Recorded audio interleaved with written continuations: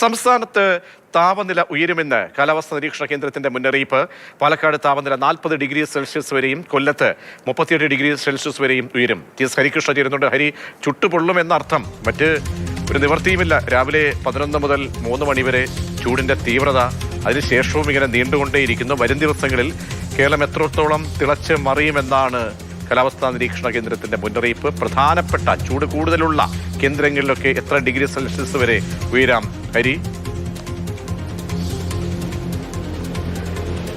നല്ല ചൂടായിരിക്കും. ഇപ്പോൾ അനുഭവപ്പെടുന്നതല്ല, ചിലപ്പോൾ ഇതിലും കൂടുതൽ താപനില ഉയരാൻ സാധ്യതയുണ്ടെന്ന് കാലാവസ്ഥാ നിരീക്ഷണ കേന്ദ്രം പ്രവചിക്കുന്നു. അല്ലെങ്കിൽ ഇതുപോലെ തന്നെ തുടരും. അതായത് 40 ഡിഗ്രി സെൽഷ്യസ് എന്ന് പറഞ്ഞാൽ ഇന്നത്തെ മാത്രം താപനിലയല്ല. 18-ാം തീയതി വരെ ഇപ്പോൾ പാലക്കാട് ജില്ലയിൽ 40 ഡിഗ്രി സെൽഷ്യസ് വരെ താപനില ഉയരാൻ സാധ്യതയുണ്ടാണ് കാലാവസ്ഥാ നിരീക്ഷണ കേന്ദ്രത്തിൻ്റെ ഇപ്പോഴത്തെ പ്രവചനത്തിൽ പറയുന്നത്. കൊല്ലത്ത് 38 ഡിഗ്രി സെൽഷ്യസ് വരെ താപനില ഉയരാനുള്ള സാധ്യതയുണ്ട്. അതായത് 18-ാം തീയതി. അതായത് ഈ ദിവസങ്ങളിലൊക്കെ വേനൽ മഴ കുറവായിരിക്കും, താരതമ്യേന കുറവായിരിക്കും.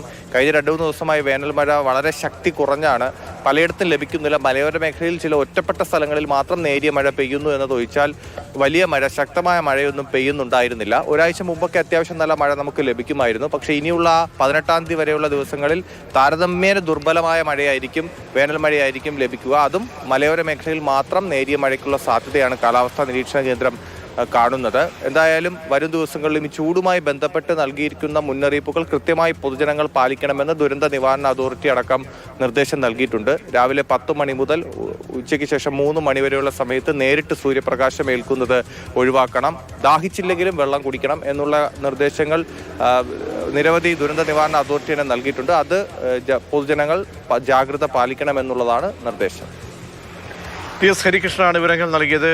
ഇപ്പോൾ തന്നെ നമ്മൾ പുറത്തേക്ക് ഇറങ്ങി അകത്തേക്ക് വരുമ്പോഴൊക്കെ വലിയ ചൂടാണ് അനുഭവപ്പെടുന്നത്. ഇപ്പോൾ നിർദ്ദേശങ്ങൾ ധാരാളം വെള്ളം കുടിക്കുക, ആരോഗ്യം സംരക്ഷിക്കുക. അപ്പോൾ ചൂടിന് ഒത്ത രീതിയിൽ അതിനെ നേടാൻ കഴിയുന്ന ഭക്ഷണങ്ങളും ശീലമാക്കണം എന്നുകൂടി അറിയിക്കുകയാണ്.